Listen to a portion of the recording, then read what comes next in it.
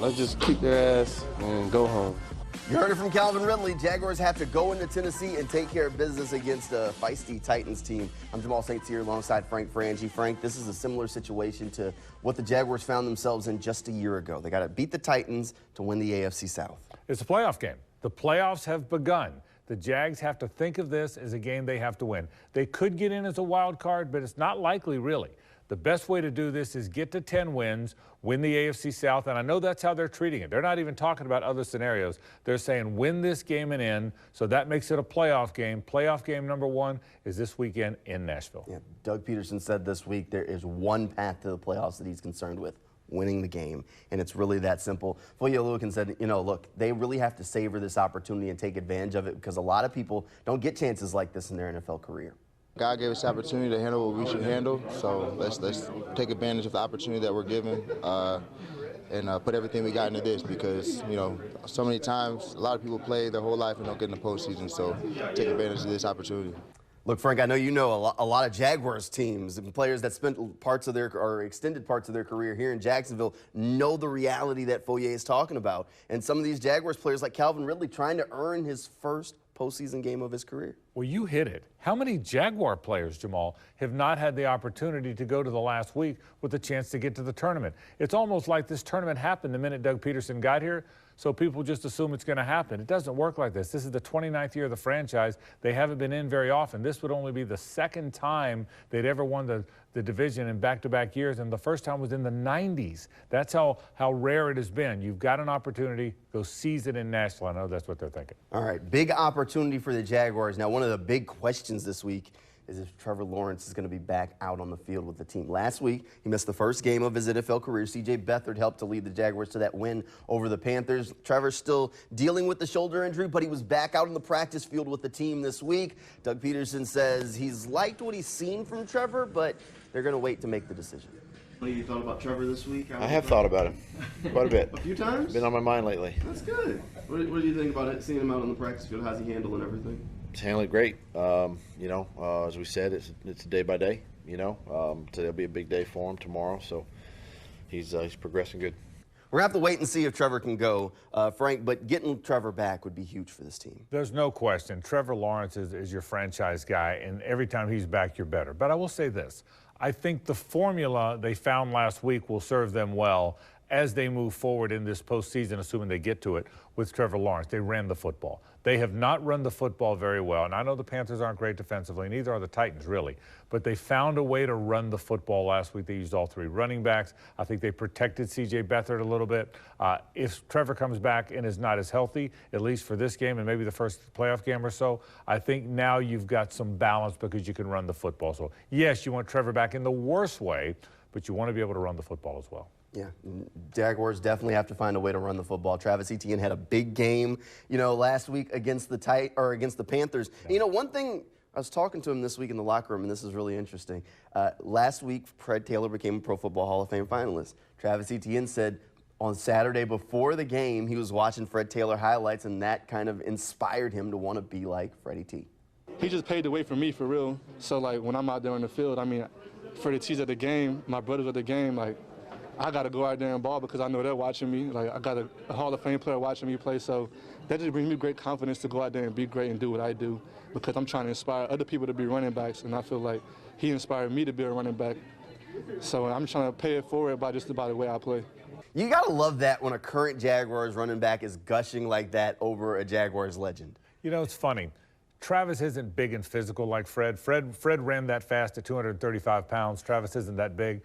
But they do have similar dynamic running styles. They're both really fast. Travis Etienne's really fast and Fred was really fast. And they stop and start and change directions. So there are similarities to their running styles. Again, the difference is Fred was 235 pounds and did all that, and most running backs aren't. But I do see the similarities. I agree with you, Jamal. I think it's really cool that Travis Etienne can connect himself to some of the origins of the Jaguars because that's what this franchise has done. These back-to-back division titles, if they win Sunday and have that, will be a connection to the 90s the last time they did it. It's a neat connection, and I'm glad Travis was able to make that connection. All right. Well, we'll see if that connection can carry out on the field. Maybe another Fred Taylor-like run against the Titans this week. I'm sure Fred would love to see that out there for the Jaguars. We'll talk more about that matchup coming up right after this quick break when Teal the Show returns. Welcome back into Teal the Show. All right, before we dive too much more into the Titans game, we have to take a second and give a round of applause for the Jaguars Pro Bowlers. Josh Allen has had a fantastic season. Ross Matisic also has been fantastic. You don't talk about the long snapper unless he messes up, but Ross has been terrific for the Jaguars. Both Ross and Josh Allen have earned spots in the Pro Bowl this year. Definitely something well-deserved. They do deserve it. Ross is very good, the best at his craft. And Josh Allen is now the single-season sack leader all time for the Jaguars. Had 3 last week, had the hat trick, got over 16 sacks. What a year he has had. And I will say it again, he bet on himself. He went and trained him by himself in Arizona. I say by himself, away from the team.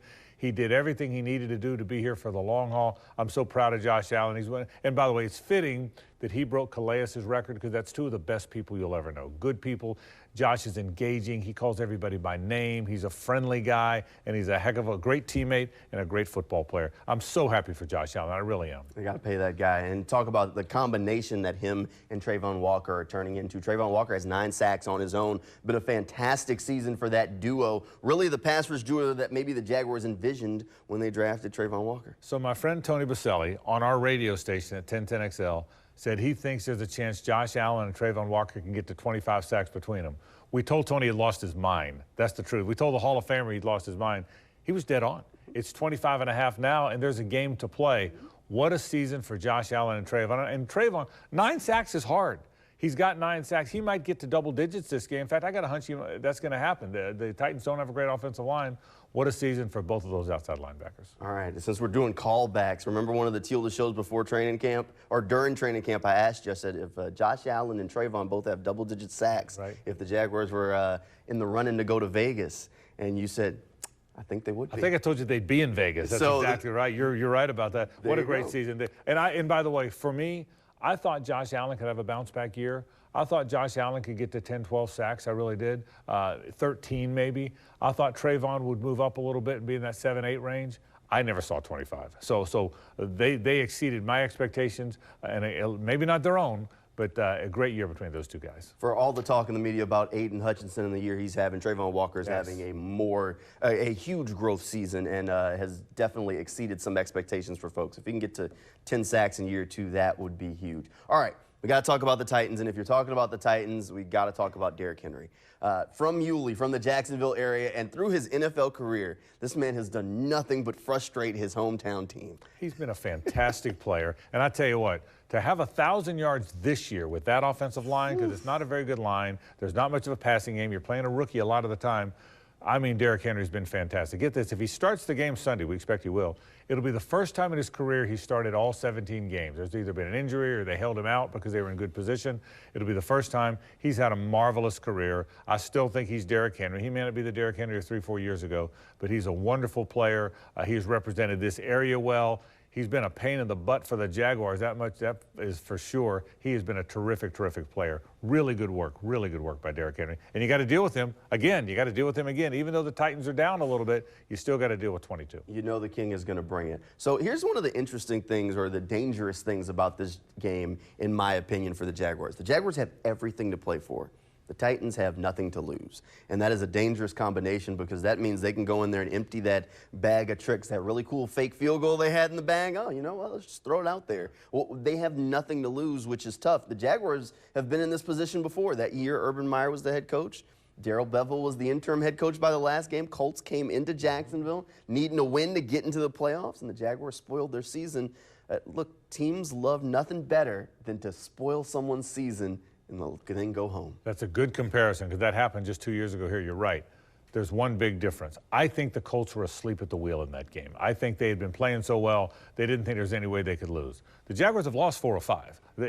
Despite how good this season is overall, they've been a struggling football team until they lost last week, or until they won last week against Carolina. But they lost to pretty much playoff teams. I think they're focused. I think Doug Peterson's done a really good job, Jamal, of keeping the thing. I think the culture's good. I think these guys are ready. I think they're ready in that locker room. I think they overcame that swoon. they're going to be ready to play in this game. I don't worry about them being asleep at the wheel. All right, so maybe that's a spoiler alert for what your pick is. I guess we're here now, Frank. All right, do you think they're going to walk away with the W and back-to-back AFC South titles? I do. I'd be very surprised if they don't win the game. I think they've got the better team. I think they are ready to play in this game. Now, listen, you still have to do the things. You got to take care of the ball. If you turn it over twice in your first 3 possessions, you're in trouble. The NFL is still like that. And the Titans are a team, they want to win this game in the worst way. To your point earlier, nothing to lose, but also something to gain, and that's ruining it for your rival. So they're going to play hard, take care of the ball, play the game the way you need to play the game. Yes, I think the Jags are going to beat the Titans. They're the better team, and they generally win when they're the better team. I'm right there with you, Frank. I think the Jaguars walk away with the win this one. I actually went back and watched the first Tennessee game earlier this week, and I was sitting there watching. I said, Tennessee's just outmatched. The Jaguars just outclassed them every step of the way. I know Will Levis had a box score solid day, but I just wasn't impressed after watching it. We'll see if Ryan Tannehill or Will Levis goes for the Titans this week, but I think the Jaguars are going to be AFC South champion, and we'll be talking about back-to-back championships on Monday and maybe on to the playoffs. Now, if the Jaguars do win this game and they win the AFC South, then it's on to a home playoff game, and the Cleveland Browns would be coming here. So just a little bit of a spoiler alert for what we could be talking about next week. Hey, Frank, thanks for being here. Thank you at home for tuning in, and thanks for hanging with us all season. Good night, everybody, and go Jags.